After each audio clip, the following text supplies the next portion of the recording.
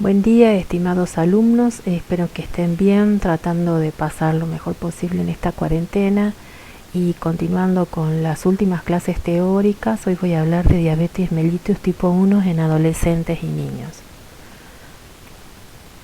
Sabemos que la diabetes mellitus es un grupo de desórdenes metabólicos que pueden tener múltiples etiologías y cuya característica principal es la hiperglucemia crónica. Esta hiperglucemia es debido a una alteración en la secreción y o en la actividad de la insulina, ¿sí?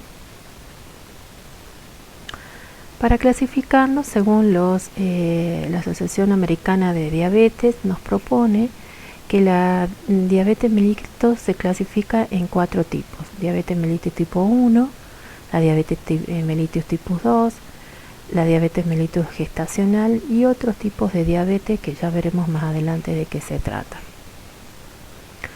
En la diabetes tipo 1 se basa básicamente en la destrucción autoinmune de células beta y que generalmente conduce a una deficiencia absoluta de la insulina. En la diabetes tipo 2 hay una progresión, una pérdida progresiva de la secreción de insulina por parte de las células beta, con frecuencia con el fondo de una resistencia a la insulina. En la diabetes gestacional es la diabetes que se diagnostica en el segundo o tercer trimestre del embarazo y que no estaba claramente evidente como tal, como entidad nosológica antes de la gestación. Otro tipo de diabetes en esta clasificación de la Asociación Americana de Diabetes son la diabetes monogénica, como la diabetes neonatal y la diabetes de inicio en la madurez, enfermedades del páncreas exócrino, como la fibrosis quística del páncreas y las pancreatitis, las diabetes inducidas por sustancias químicas, tales como el uso de glucocorticoides en algunas enfermedades crónicas, en el tratamiento del HIV-Sida o después de los trasplantes de órganos.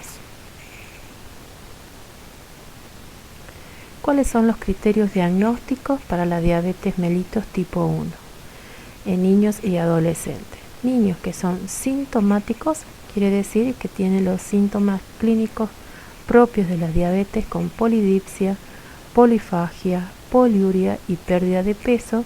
El nivel de glucosa en sangre, es decir, la glucemia, se encuentra por arriba de 200 miligramos por decilitro, independientemente del tiempo transcurrido desde la última ingesta. ¿Qué quiere decir? Si nosotros encontramos un niño con estos síntomas clínicos, sospechamos de diabetes, le hacemos un dosaje de glucemia, que puede ser por un glucotest o por un sangre periférica por parte del laboratorio. No importa el tiempo que haya transcurrido desde la última comida que haya ingerido, si tiene valores por arriba de 200 miligramos. En aquellos niños asintomáticos que se sospecha que puede ser que tenga una diabetes o que inicie un plan de estudio por otras causas, se define como glucemias en ayunas mayor a 126 miligramos por decilitro o prueba de tolerancia oral a la glucosa, que se realiza con un test de sobrecarga oral de glucosa.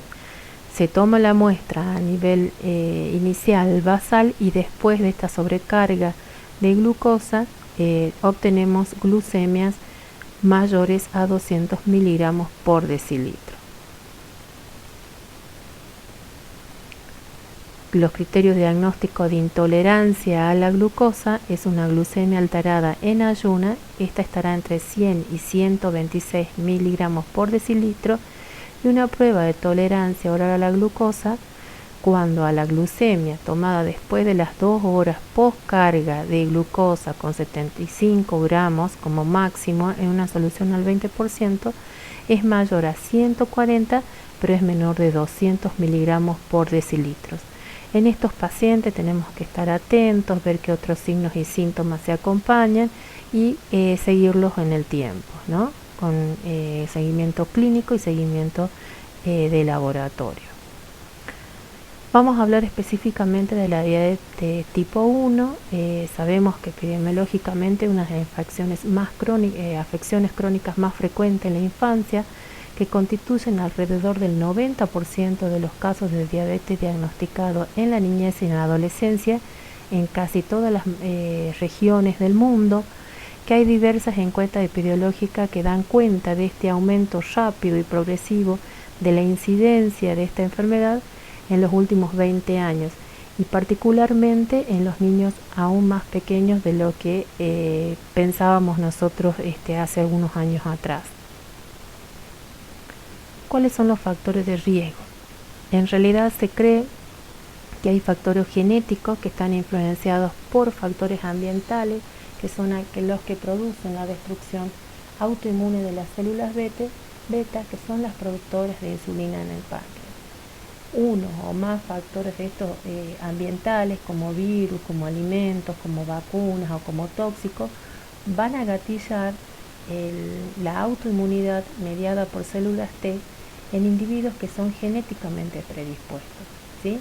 Y estos van a desarrollar anticuerpos contra la insulina, ¿sí?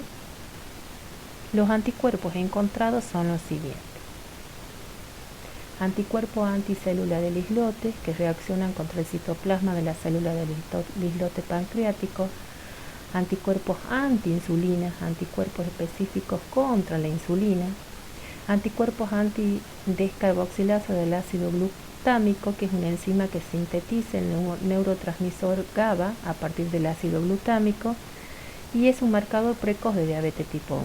Puede estar presente en otras enfermedades autoinmunes. Y los anticuerpos antitirosina fosfatasa IA2 y hacia sus fragmentos relacionados, que son el ICA 512, que están presentes en alrededor del 60% de los pacientes al momento del debut.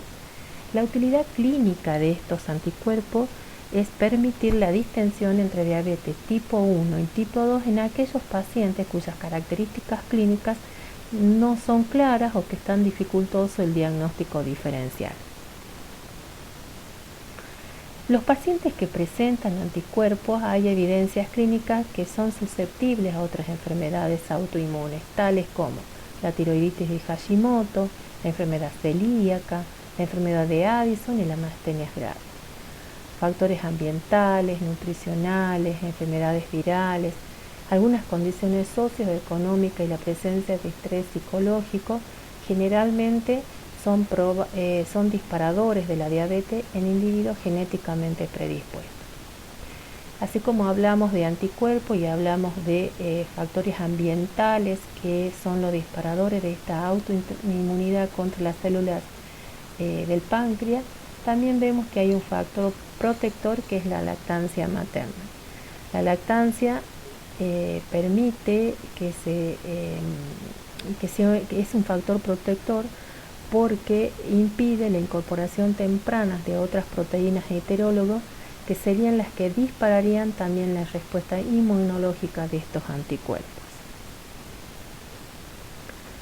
¿Cuáles son los factores de riesgo? Familiares de primer grado de un paciente o de un individuo con diabetes tipo 1 tienen un riesgo entre alrededor de 1 a 20 veces que la población en general, dependiendo del grado de parentesco, de la edad y la raza. Familiares cercanos con anticuerpos positivos, sobre todo en aquellas familias que se estudian, ¿no? Todos estos anticuerpos. Antecedentes familiares de otras enfermedades autoinmunes como enfermedad celíaca, como tiroiditis, como artritis reumatoidea, como el vitiligo. La presencia de antígenos de histocompatibilidad de riesgo, que son el HLA-D3 y o el HLA-D4. La falta de amamantamiento, la exposición precoz a la proteína de la leche de vaca y la incorporación precoz del gluten también serían factores de riesgo asociados a la aparición de diabetes tipo 1 en individuos genéticamente predispuestos, y alta correlación entre anticuerpos anticélulas del islote y antidomicio en pacientes con parientes cercanos que tengan estos anticuerpos. Algunos tóxicos ambientales Y la obesidad, más que un factor de riesgo, puede acelerar la aparición de la diabetes en individuos predispuestos y con anticuerpos, ¿no? Porque hay una disminución de la sensibilidad a la insulina.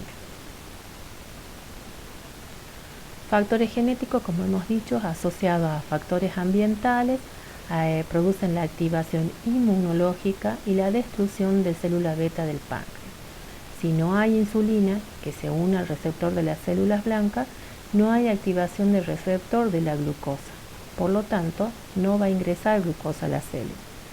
Asimismo, hay un aumento de las hormonas contrarreguladoras que son el glucagón, el cortisol, las catecolaminas, las hormonas de crecimiento, y se va a alterar la relación entre insulina y glucagón.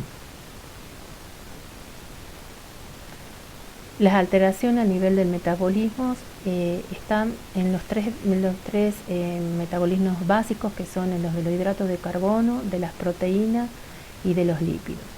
En relación al metabolismo de los hidratos de carbono, sabemos que la característica de esta enfermedad es la hiperglucemia por una disminución de la captación de la glucosa a nivel celular, aumento de la glucogenólisis y de la gluconeogénesis. A nivel de las proteínas, a nivel muscular, se produce un catabolismo proteico, hay un aumento de aminoácidos en la circulación y hay un balance nitrogenado negativo. En relación a los lípidos, sabemos que la lipólisis es la degradación de triglicéridos que produce la liberación de ácidos grasos libres y glicerol. Se estimula también la beta-oxidación con la liberación de cetoácidos al torrente sanguíneo. Clínicamente vamos a ver que hay distintos tipos de presentaciones o etapas de la diabetes. Una fase 1 o etapa 1 o fase preclínica, una etapa 2 o fase de presentación de la diabetes, una etapa 3 o de remisión parcial o de luna de miel, una etapa 4 o de fase crónica. En la etapa o fase preclínica, esta etapa puede proceder en años a la aparición clínica. Incluye la exposición ambiental sobre una predisposición genética que va a disparar la autoinmunidad y va a llevar a la destrucción de estas células betas del páncreas. La instalación de los síntomas van a aparecer cuando ocurre alrededor de la destrucción de alrededor del 80 al 90% de las células beta. ¿Cómo se caracteriza clínicamente? Hay una normoglucemia, la prueba de tolerancia oral a la glucosa es poco sensible, sí puede ser un poco más sensible la prueba de tolerancia endovenosa a la glucosa, donde hay una alteración en el primer pico o en la primera fase de secreción de la insulina. En la etapa 2 o de presentación clínica de la diabetes aparecen los síntomas clásicos: poliuria, polidipsia, polifagia, puede haber una pérdida variable de peso, ¿no? Aparece enuresis en niños que ya controlaban esfínteres, puede haber irritabilidad en niños más pequeños o cambios de carácter. También hay una disminución de rendimiento escolar en los chicos más grandes. Otros signos y síntomas que aparecen, sobre todo en los cuadros agudos, son el dolor abdominal, los vómitos, ¿no?, que pueden interpretarse como una gastroenteritis, también infecciones recurrentes en la piel o candidiasis vaginal, especialmente en las jóvenes prepúberes. En esta etapa es donde se inicia el tratamiento insulínico. Repetimos, los síntomas son vómitos, dolor de abdominal, cansancio, puede haber visión borrosa, falta de interés, de concentración y disminución del rendimiento escolar, necesidad de orinar frecuentemente o poliuria, ¿no?, polidipsia, apetito constante o polifagia y una pérdida repentina de peso. Entre las complicaciones más agudas, más temidas de la diabetes tipo 1, se encuentra la cetoacidosis diabética. Sabemos que es la primera causa de morbimortalidad en los niños y adolescentes con diabetes tipo 1 y es una complicación aguda que sin el tratamiento adecuado pone en riesgo la vida del paciente. Las características de esta cetoacidosis diabética es la hiperglucemia con valores mayores a 200 miligramos por decilitro, que se acompañan con cetosis y acidosis metabólica. La cetosis cuando tenemos el pH menor de 7,30 y el bicarbonato en sangre menor de 15 miliequivalentes por litro. Se acompañan de deshidratación, trastornos electrolíticos y cuerpos cetónicos en orina. La forma grave de esta cetoacidosis diabética se manifiesta por shock, polipnea, respiración característica acidótica, hipotensión, hipotermia, trastornos del sensorio con desorientación, coma por el edema cerebral. La clasificación de estas cetoacidosis diabéticas pueden ser leve, moderada y grave, dependiendo de las concentraciones del pH, del bicarbonato y del pH sanguíneo. En la cetoacidosis diabética leve encontramos un pH entre 7,20 y 7,30 y un bicarbonato entre 10 a un 15 miliequivalentes por litro. En la moderada un pH de 7,10 a 7,20 con bicarbonatos entre 5 a 10 y en la grave pH menor a 7,10 y bicarbonatos menores a 5. Otra complicación aguda temida en la diabetes tipo 1 que pone en riesgo la vida de los pacientes es el coma hipoglucémico, en general de comienzo brusco, en general se produce secundario a exceso de insulina, una alimentación insuficiente o un ejercicio intenso con dosis habituales de insulina, ¿no? Los síntomas son ansiedad, sudoración, palidez, cefalea, diplopía, alucinaciones. La piel se encuentra más húmeda, la tensión arterial si bien es normal, hay otros síntomas neurológicos como el temblor, los reflejos están aumentados, puede haber convulsiones, ¿no? Puede haber incoordinación, puede haber midriasis y hasta el coma. Si hacemos una prueba de laboratorio, tomamos una muestra a través de Glucotec, podemos tener una glucemia normal o disminuida, no hay glucosuria, no hay cetonuria o es débilmente positiva y el estado ácido-base es normal.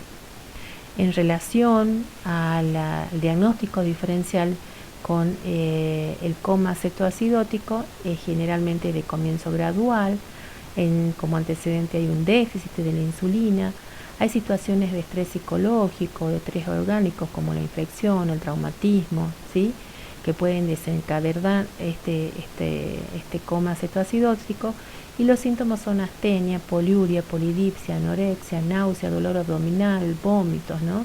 Tienen mucosas secas, la piel seca, hay un aliento cetónico, ¿no?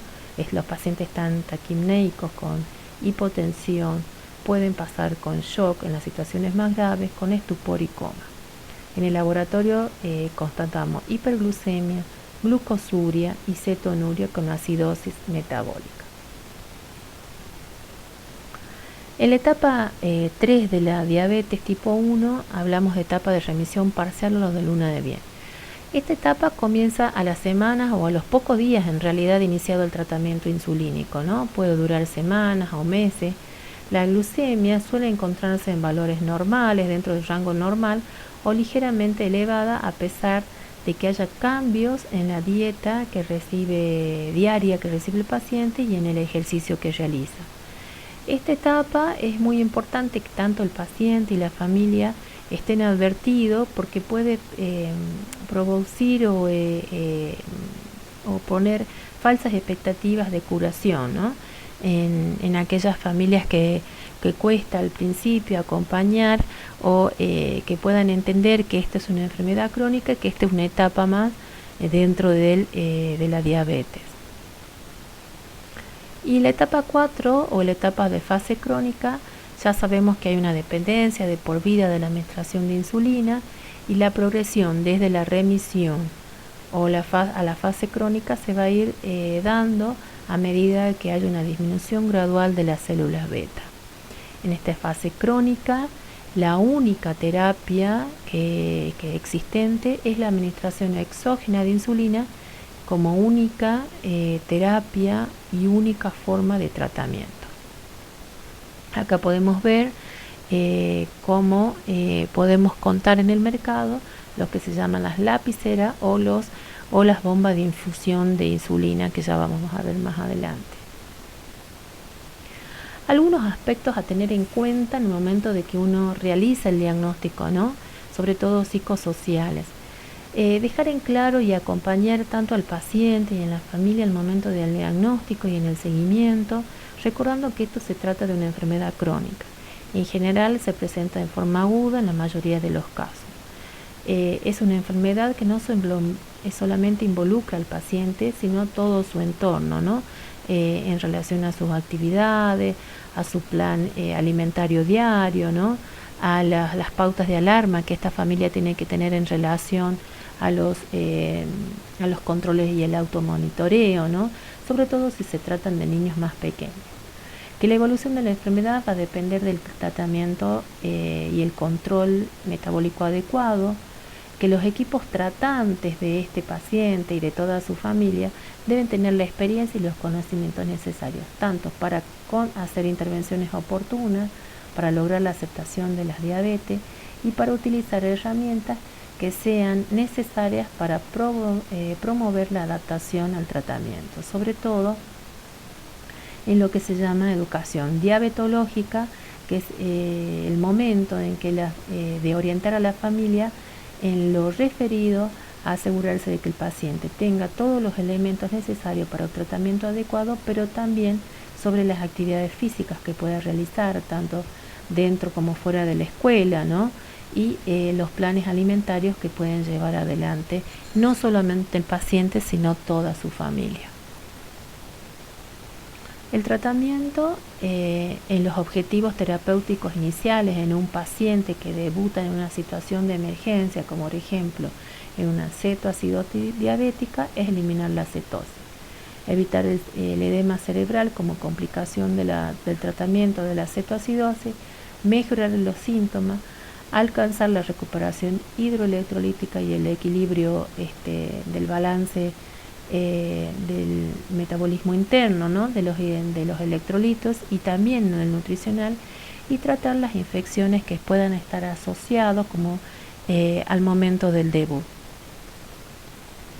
Los objetivos terapéuticos generales con el paciente que ya está compensado metabólicamente son resolver las anormalidades metabólicas producidas por el déficit de insulina, mejorando los síntomas, mantener el crecimiento, el desarrollo y la maduración dentro de los límites normales según el patrón genético de este niño, niña y adolescente, promover la vida normal de este niño, logrando que pueda insertarse a sus actividades habituales, sobre todo a la escuela, ¿no? A sus actividades extraescolares, mantener la escolaridad normal, el contacto con la escuela, ¿no? Y con sus profesores, favoreciendo la integración de este niño a la escolaridad y otras actividades extraescolares.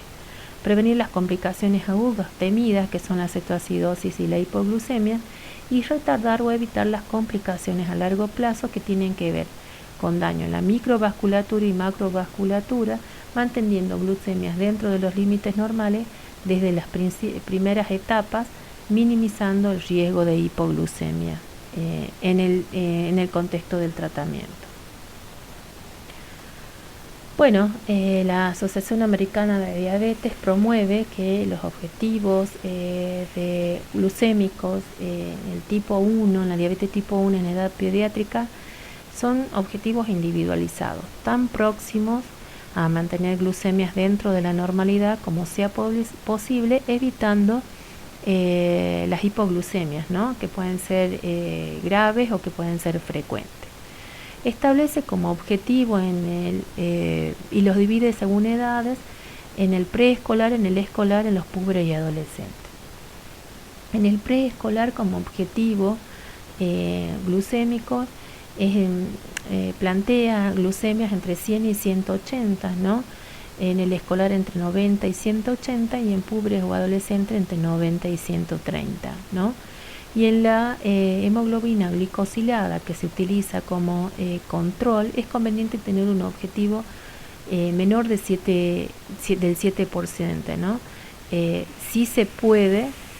Si puede ser alcanzado sin que exista hipoglucemias, ¿no? Y establece que para el preescolar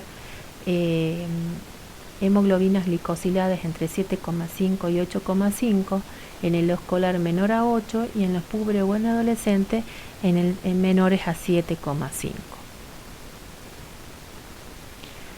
Cuando hablamos de tratamiento de diabetes tipo 1, básicamente hablamos de insulinoterapia, ¿no?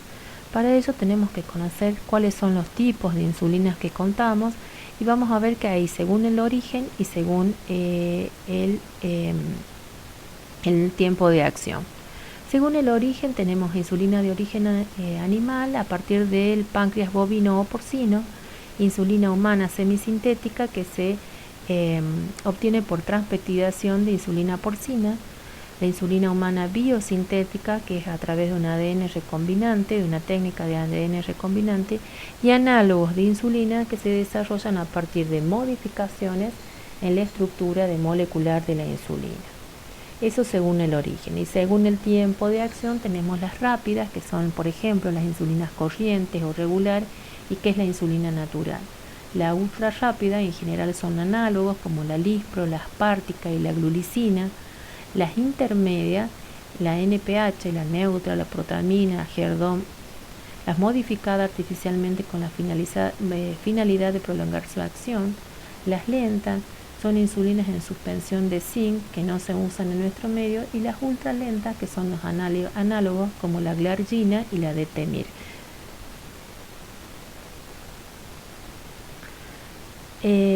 Vamos a ver que hay algunas insulinas disponibles en nuestro país, que este cuadrito habla de estas insulinas, los tiempos de acción a partir de la aplicación, el momento del pico, que es el momento del mayor riesgo de hipoglucemia, y la duración efectiva de cada una de las insulinas. Las insulinas vía subcutánea toda, ¿no? Tenemos las ultra rápidas, la lispro, la aspartica, la glucina.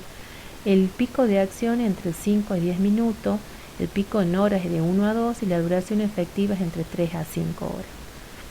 Las rápidas, como la corriente, la cristalina, la neutra, comienzan a tener un inicio de acción entre 30 y 60 minutos, el pico entre las 2 y las 3 horas y la duración efectiva entre 3 y 6. La intermedia, la NPH, usada no hasta hace mucho tiempo, el inicio es entre las 2 a 4 horas y la del pico, el pico de riesgo de hipoglucemia entre 4 a 10 y la duración efectiva entre 10 a 18 horas. Y las ultralentas, como ya hablamos que son análogos, la glargina y la detemir, inician a 1 a 2 horas de una vez que se coloca, el pico es lineal y la duración efectiva es entre 20 a 24 horas, lo que permite utilizar estas insulinas con dosis diarias, con una sola dosis diaria. Yo acá les traje algunas de las más conocidas, de las que nosotros tenemos en el mercado y que utilizamos en pacientes pediátricos o que van a ver ustedes en seguimiento en el centro de salud o en los hospitales del interior, que son la NovoRapid, que son formas de insulinas en forma de lapicera, la ultra rápida, que es la aspartica, cuyo nombre comercial es NovoRapid, y las ultra lentas, que es la glargina, que es la Lantus, y una nueva que es muy parecida a la glargina que se está usando, que es la insulina de Gludec, también es ultra lenta.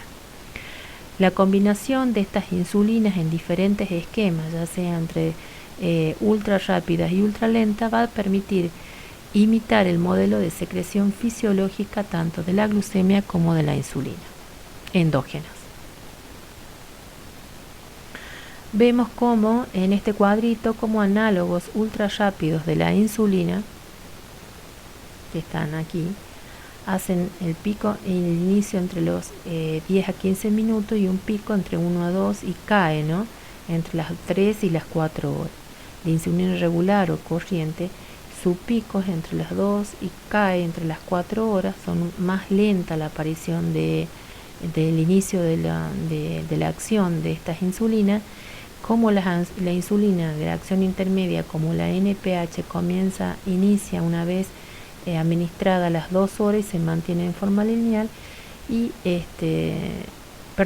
la insulina de acción intermedia, como la NPH, comienza prácticamente a aumentar su acción alrededor de las 2 horas y se mantiene entre las 4 y las 6 horas, pero comienza a declinar su acción entre las 8 y las 10 horas, y los análogos ultra lentos comienza su acción a las 2 horas, se mantienen en forma de meseta o lineal y su efecto dura entre 20 a 24 horas. ¿Cómo se administran la insulina? Hay distintos dispositivos para los mismos, que son las jeringas, los dispositivos denominados lapiceras y las bombas de infusión.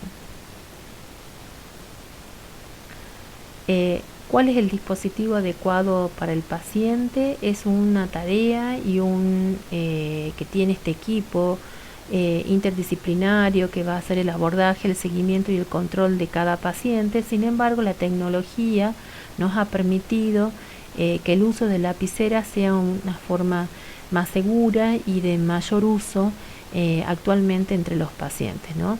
Hay jeringas especiales que van a permitir administrar en forma de dosis muy pequeña, pero también hay lapiceras especiales con dosis mucho más chiquititas para aquellos pacientes que son de menor peso o son más pequeños, ¿no? Los pacientes y la familia de los pacientes van a necesitar un entrenamiento adecuado para el uso de estos diferentes dispositivos, sobre todo de las lapiceras.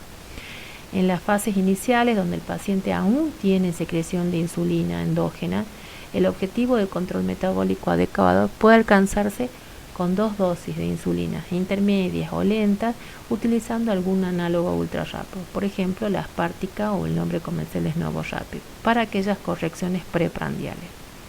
El requerimiento diario de insulina basal va a ser muy variable y va a depender de cada paciente, ¿no? No tenemos, si bien hay estándares que nos van diciendo, cada niño, cada adolescente va a necesitar un requerimiento de insulina basal distinto entre unos y otros.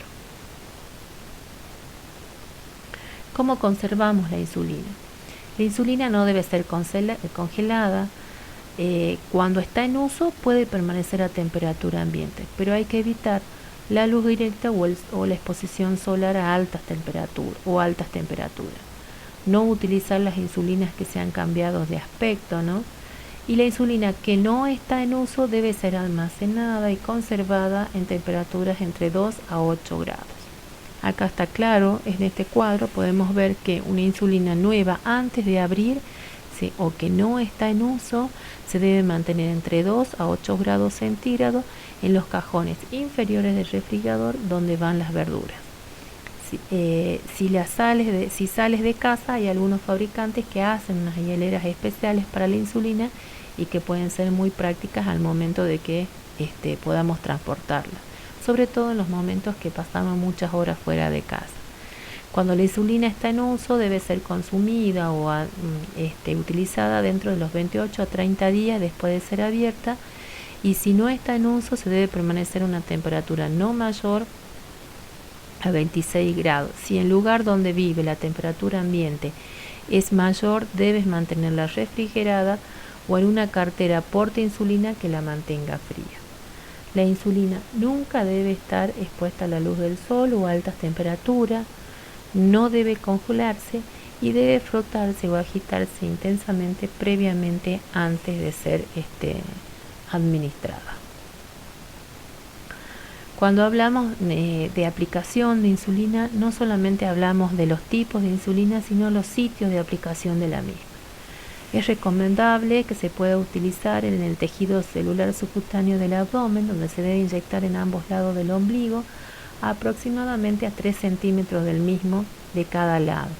También se puede utilizar la parte superior del brazo, como la cara externa o posterior, vemos aquí, donde el tejido subcutáneo es más espeso, en los glúteos, en la parte superior, donde es más abundante en niños y en personas delgadas, y en los muslos, en la zona superior y lateral, donde el tejido celular es más espeso. ¿Cuál es el problema que pueden presentar las inyecciones de insulina, ya sea en forma de jeringas especiales o de lapicera? Que pueden producir reacciones locales de hipersensibilidad que son muy poco frecuentes y que tendrá que hacer un tratamiento desensibilizante. Puede haber lipohipertrofia frecuente en los niños, que es la acumulación de grasa debajo de la piel en las zonas de aplicación, eso se produce por un efecto lipógeno que tiene la insulina. También otros problemas que pueden presentarse es la lipoatrofia, que es infrecuente a partir del uso de las insulinas altamente purificadas. dolor en el sitio de la insulina y tendremos que revisar entonces el largo de las agujas, que no es para todos iguales, y la profundidad de la aplicación. También si las agujas están un poquito más desgastadas y han perdido cierto filo que tienen las mismas. El escape de insulina. Eso es difícil de evitarlo totalmente. Lo que se debe hacer es que cuando una vez se administre la insulina, cuando retiramos la aguja, se debe indicar el retiro lento de la aguja, ¿sí? Porque siempre queda una gotita que tiene unidades de insulina que son beneficiosas para el paciente. Otras problemáticas pueden ser hematomas y sangrado, y es frecuente en la aplicación cuando la aplicación es intramuscular. Ahí también hay que revisar el tamaño de las agujas, las técnicas de aplicación, ¿no? Puede aparecer en pacientes adolescentes, sobre todo con poca grasa subcutánea o con mucha masa muscular. Y burbujas en la insulina, sobre todo en la jeringa o en las lapiceras, que esas se tiene que remover o sacar antes de su administración. Otra forma de administrar la insulina es a partir de bombas de infusión continua de insulina, ¿no? Estas se utilizan una insulina basal y bolos de insulina que se dan en el periodo pre y postprandial. Va a permitir programar diferentes basales a lo largo de todo el día, ¿no? De acuerdo a las necesidades que tenga este paciente. Tiene un reloj, un control horario, ¿no? Inclusive va a permitir que se puedan infundir dosis tan pequeñas como 0,025 unidades por hora, y eso va a permitir que pues, sean útiles en niños muy pequeñitos, ¿no?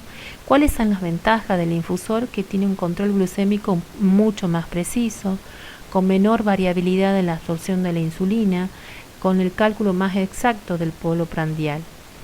Su utilidad se potencia si se utiliza con sensores continuos de glucosa, ¿no? Acá podemos ver en este paciente que tenemos las bombas de infusión, tenemos acá tenemos el sensor, el monitor de glucosa, y acá tenemos el parche, ¿no? O el sitio donde se inyecta la insulina. Mejora la calidad de vida porque evita las múltiples inyecciones de insulina durante todo el día.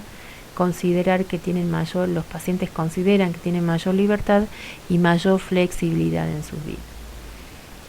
¿Cómo se puede leer los datos que registra el sensor? Hay que aceptar un receptor que los recoge mediante la tecnología NFC, que es a partir de otro dispositivo o de los celulares que tienen los de última generación, permiten, ¿no? Leer lo que el sensor ha registrado, ¿no? En general los chicos ahora acercan el sensor del celular que tienen esta tecnología y pueden recoger los datos del sensor que tenemos que tienen en la piel. ¿Cuáles son las desventajas del uso del infusor continuo de insulina? Que puede haber un riesgo de hipoglucemia, que puede haber un riesgo de cetoacidosis, sobre todo en los casos cuando hay desconexión o oclusión del difusor, ¿no? Puede haber reacciones en el sitio de la infusión, como irritación, al igual que cuando se produce con las jeringas o con la lapicera. Puede haber cicatrices, puede haber lipohipertrofia o infecciones en el sitio de infusión. Son las menos frecuentes, pero sí la existen. Ganancia de peso excesiva, estrés psicosocial, sobre todo porque tienen la presencia de los sensores, el dispositivo, sobre todo en aquellos adolescentes, ¿no? Que están como que tienen que ver todo con su imagen corporal, y la aparición de este sensor en general complica esa imagen corporal.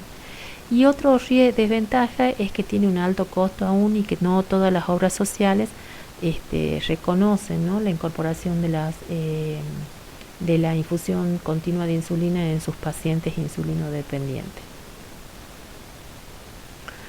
Otra de las bases importantes del tratamiento de estos pacientes es la alimentación, ¿no? El tratamiento nutricional es uno de los pilares fundamentales de la diabetes y tiene como objetivo promover hábitos saludables, ¿no? Van respetando los aspectos culturales, sociales y psicológicos que tenga este paciente y toda su familia, ¿no? Otro de los objetivos es tener una dieta balanceada, un plan alimentario balanceado que incluya todos los nutrientes, manteniendo un peso, un índice de masa corporal, ¿no? Una circunferencia abdominal dentro de límites normales, monitoreando la conducta alimentaria. Ahí debe haber un adecuado aporte energético y de nutrientes para que este niño pueda continuar con el crecimiento y el desarrollo y un estado saludable de acuerdo a su edad y su potencial genético. Es importante que pueda alcanzar y mantener un adecuado índice de masa corporal y circunferencia de cintura, como ya lo dijimos previamente, evitando la obesidad y la desnutrición. Lograr el balance adecuado entre la ingesta, los requerimientos metabólicos, el gasto energético y los perfiles de acción de la insulina, que va a permitir un control glucémico dentro de límites normales. Prevenir y tratar las complicaciones agudas, tales como la hipoglucemia, las crisis hiperglucémicas, enfermedades o intercurrencias infecciosas o problemas relacionados con la actividad física. Reducir el riesgo de las complicaciones micro y macrovasculares, mantener y preservar la calidad de vida, y el otro objetivo importante es realizar una contención familiar para facilitar las modificaciones que se establezcan con una dieta adecuada, ¿no? Involucrar a la familia en la incorporación de hábitos saludables, sobre todo hábitos alimentarios.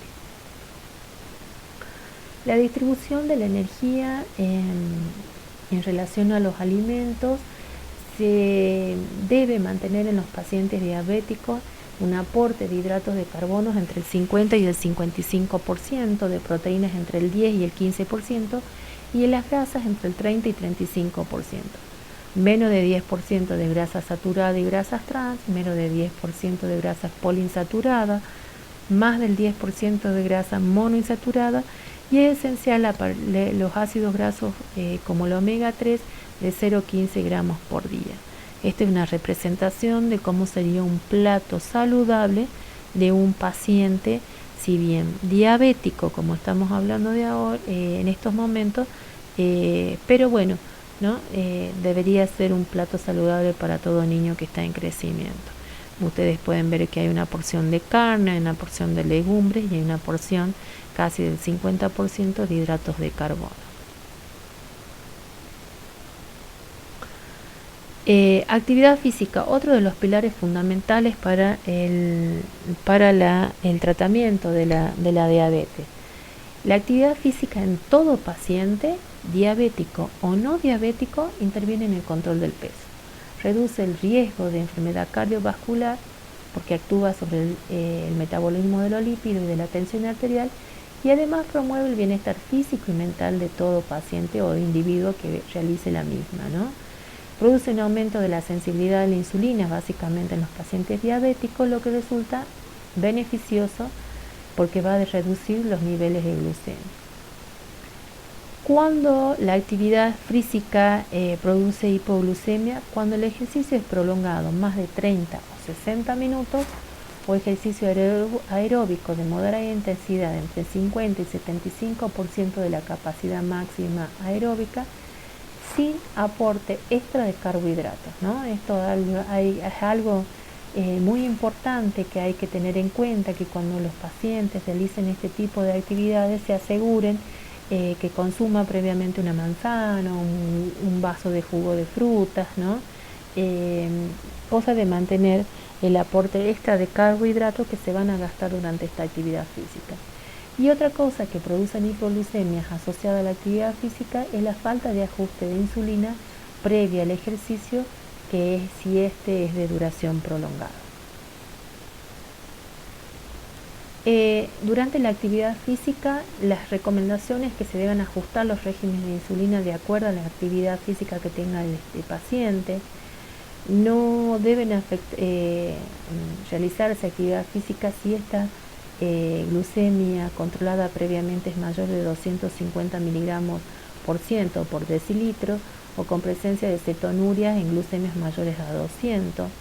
Se deben consumir entre 1 y 1,5 gramos por kilo de hidratos de carbono por kilo de peso si se trata de un entrenamiento o un ejercicio de larga duración, ¿no? Algunos autores van a recomendar que estos sean de 10 a 15 gramos de hidratos cada 30 minutos.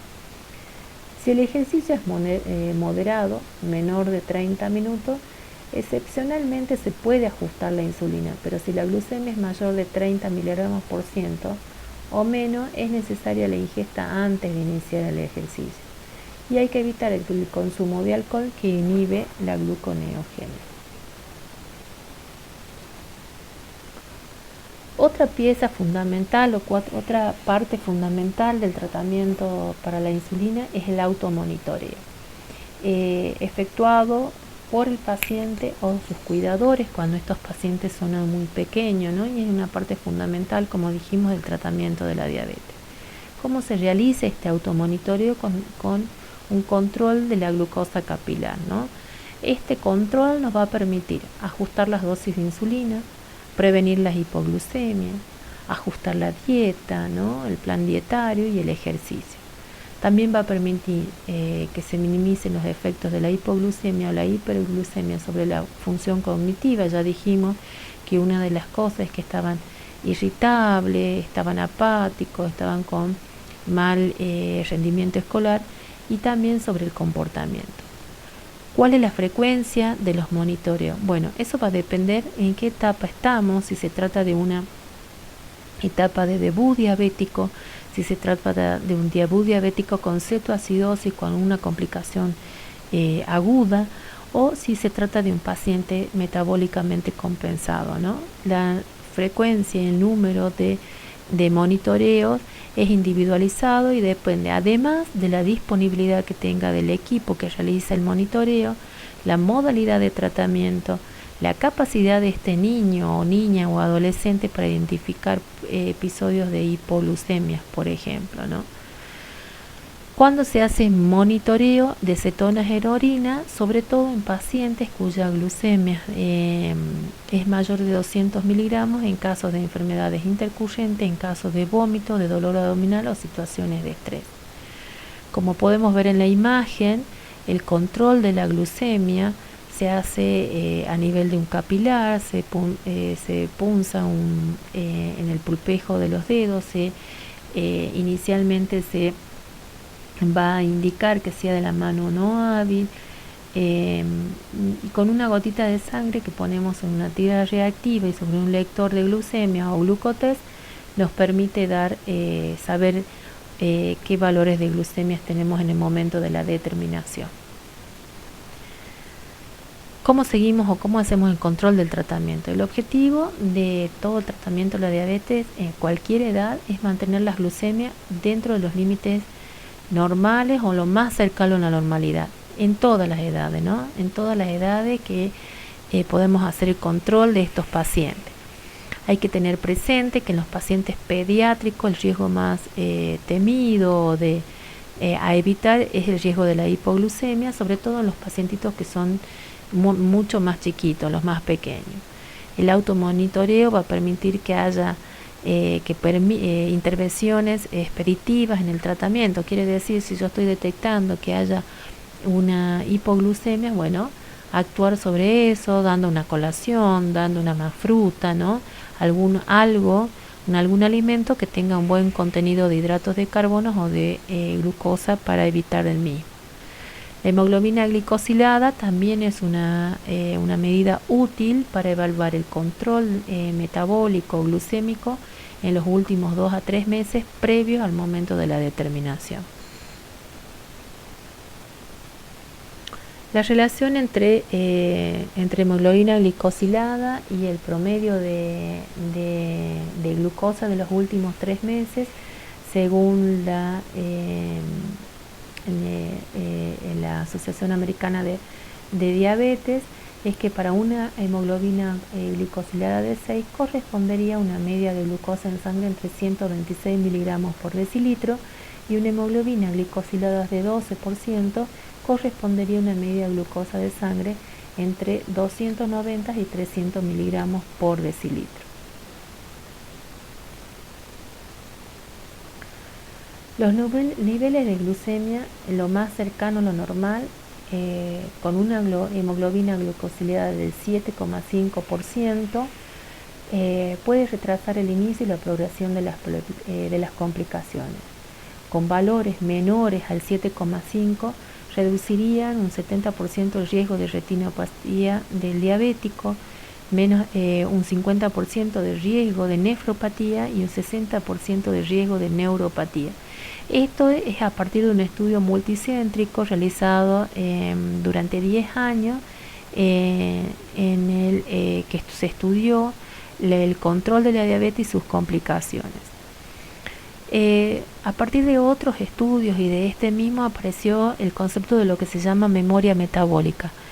¿Qué quiere significar o qué nos dice esto? Que a pesar de que nosotros tengamos un control metabólico en los últimos tiempos, nuestro organismo tiene como una memoria del mal control metabólico sostenido que hayamos tenido durante algún tiempo. Este mal control metabólico puede tener consecuencias negativas sobre las complicaciones de la diabetes, sobre todo, a pesar de que se mejore el control metabólico, ¿sí? En la población pediátrica se cree que se debería mantener una hemoglobina glicosilada menor de 7,5 o menos durante el mayor tiempo posible, evitando las hipoglucemias. Volvemos a repetir, como decía la Asociación Americana de Diabetes, que para el preescolar en precomidas sería entre 100 y 180 y la hemoglobina glicosilada entre 7,5 y 8,5, y en los pobres, en los adolescentes, una hemoglobina glicosilada menor de 7,5%. ¿Cómo hacemos el control del tratamiento, no? Vamos a ver que básicamente se va a referir en dos aspectos, o va a tener dos aspectos a considerar: los aspectos clínicos y de laboratorio. En el aspecto clínico, como todo paciente pediátrico, la evaluación del estado general, el peso, la talla, el índice de masa corporal, la velocidad de crecimiento, ¿no? Control de la tensión arterial y todos los parámetros que tengan que ver con las curvas de crecimiento para niños según el sexo y la edad del paciente, serán nuestras referencias, ¿no? En relación al examen físico, se debe incluir la palpación de la tiroides, la palpación abdominal para ver si no hay un aumento del tamaño hepático, el examen de la piel, la aparición en los sitios de aplicación de la insulina, sobre todo aquellas cosas que ya hemos visto que se pueden dar, ¿no? Hematomas, sangrado, y los de punción para monitoreo de la glucosa, sobre todo en los pulpejos de los dedos. Hay que hacer una evaluación del desarrollo puberal según los estadios de Tanner, y el control de la salud bucal, que pueden ser fuentes de estrés orgánico o infección que descompense metabólicamente a estos pacientes. En el aspecto artro-osteomuscular, buscar signos de artropatía en las manos, que es la mano del predicador, y en los pies. También hay que ver la evaluación del automonitoreo, ¿no? Ellos llevan el glucotest. El glucotest es este aparatito que permite hacer los dosajes de glucemia con la glucemia capilar, con memoria, ¿no? Tiene de varias horas, de varios días, y eso hay que pedirles para ver cómo vienen con sus monitoreos. El tipo de insulina que recibe, qué dosis, los ajustes desde el último control, qué pasa con la alimentación, ¿no? Cómo se ha visto afectada por alguna situación de estrés, por el inicio de la escolaridad, qué cambios hubo en este tiempo, ¿no? En relación a la alimentación, a la conducta alimentaria, si comenzó con actividad física escolar o extraescolar. Hay que evaluar en este contexto si hubo hipoglucemias o síntomas reconocidos como tales y cómo se resolvieron esas mismas situaciones, ¿no? Preguntar si en este tiempo, desde el último control, hubo intercurrencias o aparición de síntomas nuevos que no estaban presentes en el control previo, como nicturia, como poliuria, ¿no? Hay que valorar los hábitos catárticos, ¿no? El ritmo, la consistencia, si hubo diarrea, si hubo otra intercurrencia que los afectó en este tiempo. También preguntar sobre el rendimiento escolar es parte del control de de niños sanos, sobre todo en estos pacientes diabéticos, con más razón si tienen dificultades para la concentración, para las actividades sociales y la relación con sus pares. Y también hay que indagar sobre síntomas de enfermedades asociadas, particularmente de tiroides, de enfermedad celíaca. En cuanto al laboratorio, claramente con hemoglobina glicosilada y la función renal que incluye urea y creatinina cada 3 meses, ¿no? El estado ácido base, la glucemia en ayuna, ¿no? Eso podemos ir haciendo en el laboratorio. También la evaluación tiroidea cada 6 meses o más frecuente si hay alguna alteración que nos permita pesquisar precozmente. Hay que hacer un control de la evaluación tiroidea con hormonas tiroidea, con tirotrofina, ¿no? Con la TSH, con T4 libre. El screening para celiaquía una vez por año o antes si hay algún síntoma que nos sospeche la aparición de esta enfermedad que se asocia a la diabetes o algún o con signos sospechosos, ¿no? Lípidos una vez al año y el screening de complicaciones crónicas a partir de los 11 años o a partir de los 2 años de la diabetes, control de la microalbuminuria y el control de los oftalmológicos.